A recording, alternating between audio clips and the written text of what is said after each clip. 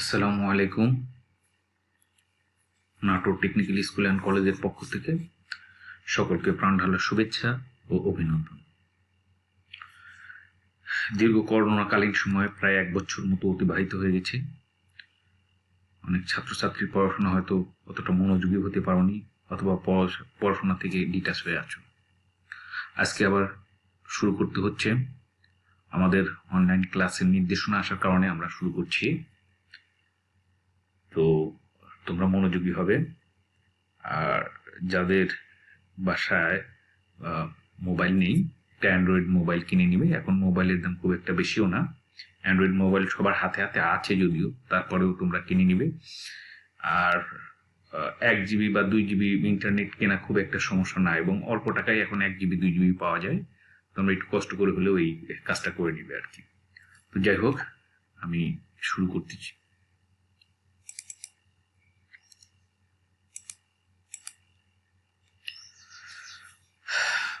আমার আজকের বিষয় হচ্ছে বেসিক ইলেকট্রিসিটি।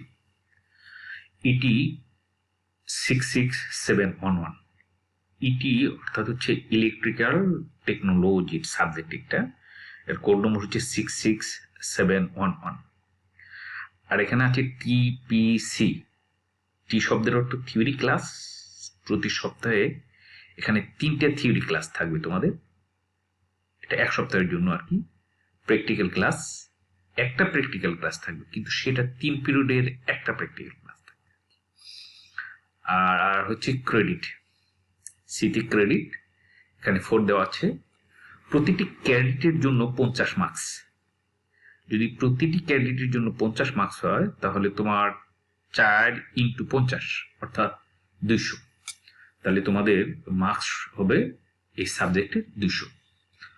যেহেতু ইলেকট্রিক্যালের সাবজেক্ট, আর ইলেকট্রিক্যালের ছাত্রদের জন্য যেহেতু আমার ক্লাসটা, তোমরা একটু মনোযোগী হবে। এটা কিন্তু ইলেকট্রিক্যালের একটা মূল সাবজেক্ট আর কি।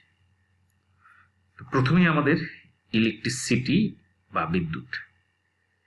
তো ইলেকট্রিসিটি আমরা এমনি বোঝা যাচ্ছে যে এটা একটা ইংরেজি শব্দ, যার বাংলা অর্থ হচ্ছে বিদ্যুৎ। যাই হোক আর কি, এখন ঘটনা হচ্ছে যে বিদ্যুৎ বা ইলেকট্রিসিটি এমন একটা অদৃশ্য বল বা শক্তি, যা আমাদের পঞ্চ ইন্দ্রিয় দ্বারা অনুভব করা যায় না। কারণ এটা দেখা যায় না, শোনা যায় না, কোনো স্বাদ নেই, গন্ধ নেই, বর্ণ নেই, এমনকি অনুভবও করা যায় না। কেউ কেউ অবশ্য বলে যে আমরা অনুভব করি, ওই যে বাল্ব জ্বলা দেখা যায়, তারপর ফ্যান ঘোরা দেখা যায়। আসলে এগুলো কিন্তু ইয়ে না, বরং এগুলো হচ্ছে বিদ্যুতের ফল মাত্র। তাহলে বিদ্যুৎটা কি? তাহলে বিদ্যুৎ এক প্রকার অদৃশ্য বল বা শক্তি, যা কোনো পরিবাহী পদার্থের মধ্যে দিয়ে প্রবাহিত হয়ে বিভিন্ন বাস্তব কাজ সমাধা করে। তার মধ্যে হচ্ছে মোটরকে ঘুরায়, তারপর আমরা লাইট থেকে আলো পাই, ইত্যাদি হচ্ছে আমাদের ইলেকট্রিসিটি বা বিদ্যুতের ফল। তো ইলেকট্রিসিটি বা বিদ্যুৎ 2 প্রকার। এক হচ্ছে স্থির বিদ্যুৎ, আর 2 হচ্ছে জলবিদ্যুৎ। তো আমরা আসি স্থির বিদ্যুৎ। যে বিদ্যুৎ উৎপত্তি স্থানে অবস্থান করে এবং কোনো স্থান পরিবর্তন করে না। আমি আবার বলছি যে যেখানেই উৎপন্ন হয় সেখানেই থাকে, সে কিন্তু স্থান পরিবর্তন করে না, তাকে স্থির বিদ্যুৎ বলে। যেমন আমরা 2টি বস্তুর ঘর্ষণের ফলে যে বিদ্যুৎটা উৎপন্ন হয়, সেটা হচ্ছে আমাদের স্থির বিদ্যুৎ। অনেক সময় তোমরা হয়তো খেয়াল করেছো যে আমরা চিরুনি দিয়ে মাথা আঁচড়াই, ফলে দেখা যায় যে চিরুনির ভিতরে একটা কটকট শব্দ হয়, এবং শুকনো কাগজের কাছাকাছি নিয়ে আসলে সেগুলো আকর্ষণ করে। এবং এই বিদ্যুৎ কিন্তু চলাফেরা করে না, ওখানেই সৃষ্টি, ওখানেই ধ্বংস আর কি। এইটা হচ্ছে আমাদের সেই স্থির বিদ্যুৎ। এবার দ্বিতীয়টা আসলে হচ্ছে জলবিদ্যুৎ। তাহলে স্থির বিদ্যুৎ যেহেতু চলাফেরা করে না, তাহলে জলবিদ্যুৎ কি হতে পারে? অবশ্যই চলাচল করতে পারে। তাহলে যে বিদ্যুৎ এক স্থান থেকে অন্য স্থানে প্রবাহিত হয় তাকে জলবিদ্যুৎ বলে। এই জলবিদ্যুৎ আবার কিন্তু 2 প্রকার হয়। ক হচ্ছে এসি, সংক্ষেপে এসি বলে, আর বাংলা মানে বড়তে অল্টারনেটিং কারেন্ট। আর একটা হচ্ছে ডিসি, সংক্ষেপে, আর বড়তে হচ্ছে ডাইরেক্ট। তাহলে আমাদের জলবিদ্যুৎ কিন্তু আবার 2 প্রকার, এসি এবং ডিসি। এবার আমরা জলবিদ্যুতের সেই এসিটা আসি। যে কারেন্ট প্রবাহিত হওয়ার সময় নির্দিষ্ট নিয়ম মতে দিক পরিবর্তন করে, আমি আবার বলে দিচ্ছি, নির্দিষ্ট নিয়ম মতো দিক পরিবর্তন করে। ঠিক আছে, নির্দিষ্ট নিয়ম মতো দিক পরিবর্তন করে এবং যার মান প্রতি মুহূর্ত পরিবর্তনশীল, যার মান প্রতি মুহূর্তে পরিবর্তনশীল তাকে অল্টারনেটিং বা এসি কারেন্ট বলে। দেখো আমাদের এই যে অল্টারনেটিং কারেন্টের একটা চিত্র দিয়েছি, দেখো এখান দিয়ে উঠছে উঠছে উঠছে এবং আবার নামছে। তোমরা ক্রিকেট খেলায় অনেক সময় খেয়াল করছো না, যে এই যে সর্বোচ্চ রান বেশি উপরে উঠলে সর্বোচ্চ রান, আর ধীরে ধীরে পড়ে যায়, রান সংখ্যা কম হয়। ঠিক এটাও সর্বোচ্চ মানে উঠছে, আবার ধীরে ধীরে নেমে গেছে, নেমে যে এটা জিরো হয়ে গেছে। তো আমাদের রানের ক্ষেত্রে খালি উপরের দিকে ওঠে, আবার এই জিরো পয়েন্টে আসে, কিন্তু এইটা আবার দেখো নিচের দিকে চলে আসছে। তো আমরা উপরের দিকে আমরা যদি পজিটিভ ধরি, তাহলে নিচের দিকে কি নেগেটিভ। তাহলে কখনো সে সর্বোচ্চ পজিটিভ মানে পৌঁছচ্ছে, আবার কখনো সর্বোচ্চ নেগেটিভ মানে পৌঁছচ্ছে। অর্থাৎ একবার পজিটিভ একবার নেগেটিভ, একবার পজিটিভ একবার নেগেটিভ, মানে অর্থাৎ দিক পরিবর্তন করে, পজিটিভে একবার নেগেটিভে একবার দিক পরিবর্তন করে সার্কিটের মধ্যে দিয়ে প্রবাহিত হয়। এটি হচ্ছে আমাদের অল্টারনেটিং কারেন্ট। তাহলে বোঝা যাচ্ছে এটা যে অল্টারনেটিং কারেন্ট তার নির্দিষ্ট নিয়ম মতে দিক পরিবর্তন করে সার্কিটের মধ্যে দিয়ে প্রবাহিত হয়। এবার ডিসি কারেন্ট বা ডাইরেক্ট কারেন্ট। তাহলে যে কারেন্ট সবসময় একই দিকে প্রবাহিত হয়, যে কারেন্ট সবসময় কি একই দিকে প্রবাহিত হয়, তার মানে এখানে যেমন উঁচু নিচু হচ্ছে, একবার উপরে যাচ্ছে একবার নিচে যাচ্ছে, এই ক্ষেত্রে কিন্তু আবার দেখো নাই, একদম স্ট্রেট সোজা, হ্যাঁ, উপরে নিচে যাওয়ার কোনো, তাহলে একই দিকে প্রবাহিত হয় এবং যার নির্দিষ্ট মান থাকে তাকে ডাইরেক্ট কারেন্ট বলে। যেমন দেখো এটা কিন্তু উপর নিচে নাই, একটা নির্দিষ্ট মানে প্রবাহিত হয়, এটা হচ্ছে আমাদের ডাইরেক্ট কারেন্ট আর কি। এবার বিদ্যুতের কিছু ফল আছে। আমরা যে কিছুক্ষণ আগে বলছিলাম না যে বিদ্যুতের ফ্যানটাকে ঘুরায়, তারপরে বাল্ব থেকে আলো পাই, কয়েকটা ফল আছে। এর মধ্যে প্রথম হচ্ছে তাপীয় ফল। পরিবাহের মধ্যে দিয়ে যদি বিদ্যুৎ প্রবাহিত হয় তখন পরিবাহীটি উত্তাপ হয়। তোমরা কি কখনো খেয়াল করছো যে আসলে পরিবাহী কখনো উত্তাপ হয়? তোমরা যখন কোনো তার দিয়ে কারেন্ট দিচ্ছ, হাত দিয়ে দেখছো তারটা কি কখনো গরম হয়? হ্যাঁ, কখনো কখনো গরম হয়। তাছাড়াও দেখো আমরা অনেক সময় করছি বৈদ্যুতিক ইস্ত্রি দিয়ে, যখন করছি, আয়রন করেছি জামা কাপড়, তখনও কিন্তু ওখান থেকে একটা উত্তাপ পেয়েছি। তো এখানে তাহলে আমরা বলতে পারি পরিবাহের মধ্যে দিয়ে যখন বিদ্যুৎ প্রবাহিত হয় তখন পরিবাহীটি উত্তাপ হয়, ফলে বৈদ্যুতিক শক্তির অপচয় ঘটে। এটা এভাবে বলা যায় যে বৈদ্যুতিক শক্তি তাপ শক্তিতে রূপান্তর হয়। তাহলে বৈদ্যুতিক শক্তিটা কি হচ্ছে? তাপ শক্তিতে রূপান্তর হচ্ছে, আর এইটাই হচ্ছে তাপীয় ফল।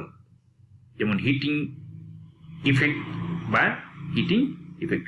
উদাহরণস্বরূপ বলা যায় যে বৈদ্যুতিক বাতি হতে আমরা আলোর বিকিরণ, বৈদ্যুতিক হিটার হতে আমরা তাপ বিকিরণ, এই সবই তাপীয় ফল বা হিটিং ইফেক্ট। আমরা পরবর্তীতে চলে আসি চুম্বকীয় ফল বা ম্যাগনেটিক ইফেক্ট। তো পরিবাহের মধ্যে দিয়ে বিদ্যুৎ প্রবাহের ফলে পরিবাহের চারিদিকে চুম্বক ক্ষেত্রের সৃষ্টি হয়। তাহলে কোনো পরিবাহের মধ্যে দিয়ে যদি বিদ্যুৎ প্রবাহিত হয় তাহলে ওই পরিবাহের চারদিকে কি হয়? চুম্বক ক্ষেত্রের সৃষ্টি হয়, অর্থাৎ বৈদ্যুতিক শক্তি চুম্বক শক্তিতে রূপান্তর হয়। ওখানে কি হলো? আমাদের বৈদ্যুতিক শক্তি তাপীয় শক্তিতে রূপান্তর হয়েছে, আর এখানে চুম্বক শক্তিতে রূপান্তর হয়। তোমরা একটু খেয়াল করো যে আমরা যদি কোনো কাঁচা লোহার চারপাশ দিয়ে আমরা ওই যে চিকন তার আছে তার যদি পেঁচায় ওই তারের দুই পাশে যদি আমরা ব্যাটারি দিয়ে সাপ্লাই দিই, তাহলে ওই লোহা বা কাঁচা লোহাটা কি হয়? ম্যাগনেটে পরিণত হয়। তো এভাবেও চুম্বকীয় ফল হতে পারে। যেমন উদাহরণ, এই তত্ত্ব কাজে লাগিয়ে কিন্তু আমাদের বৈদ্যুতিক জেনারেটর, মোটর ইত্যাদি চালানো করা হয়। তাহলে আমরা প্রথমটা পেলাম তাপীয় ফল, আর দ্বিতীয়টা হচ্ছে চুম্বকীয় ফল। আমরা তৃতীয় ফল রাসায়নিক ফল বা কেমিক্যাল ইফেক্ট। এখন কেমিক্যাল ইফেক্ট, যদি কোনো যৌগিক পদার্থের দ্রবণে বিদ্যুৎ প্রবাহিত করানো হয় তবে উক্ত দ্রবণটি বিশ্লেষিত হয় এবং এই বিশ্লেষণকে বৈদ্যুতিক বিশ্লেষণ বা কেমিক্যাল ইফেক্ট বলে।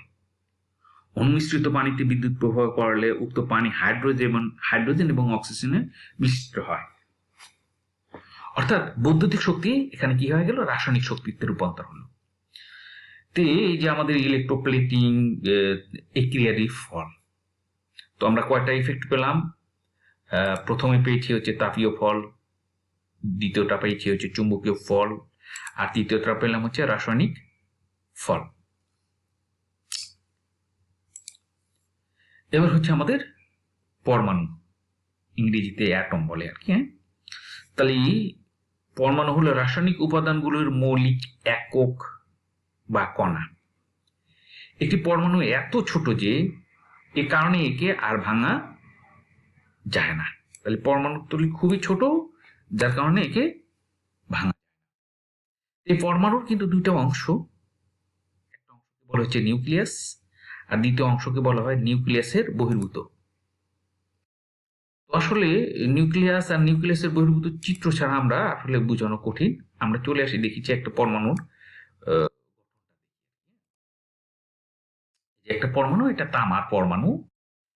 তো পরমাণুর দেখো এই কেন্দ্র নিউক্লিয়াস যেটাকে বলা হয়েছে, এই যে হলুদ অংশটা, এই হলুদ অংশটা যেখানে পরমাণুর প্রোটন সংখ্যা অবস্থান করতেছে এবং নিউট্রন সংখ্যা অবস্থান করতেছে, নিউট্রন অবস্থান করতেছে, এই হলুদ অংশটা হচ্ছে নিউক্লিয়াস। তাহলে এই একটা অংশ ছিল আমাদের কি মনে আছে, একটা অংশ ছিল হচ্ছে নিউক্লিয়াস, আর দ্বিতীয় অংশ ছিল নিউক্লিয়াসের বহির্ভূত। তাহলে আমাদের এই অংশটা হচ্ছে সেই নিউক্লিয়াস, আর বাদ বাকি নিউক্লিয়াসের বাইরে যেগুলো সেগুলো হচ্ছে নিউক্লিয়াসের বহির্ভূত। এবং নিউক্লিয়াসের বহির্ভূত দেখো অংশগুলোতে ইলেকট্রনগুলো অবস্থান করে, প্রত্যেকটা কিন্তু ইলেকট্রন, ওই যে মাইনাস চিহ্ন দেওয়া আছে না, সবগুলো হচ্ছে আমাদের ইলেকট্রন।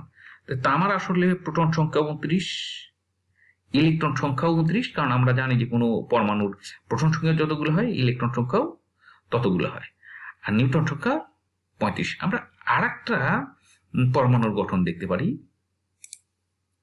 হ্যাঁ, এটা অ্যালুমিনিয়ামের। তো দেখো যে এই যে অংশ প্রোটন এবং নিউট্রন অবস্থান করতেছে, এটা হচ্ছে নিউক্লিয়াস, আর বাদ বাকিগুলো হচ্ছে নিউক্লিয়াসের বহির্ভূত। অর্থাৎ এগুলো সব আমাদের নিউক্লিয়াসের বহির্ভূত বা ইলেকট্রন।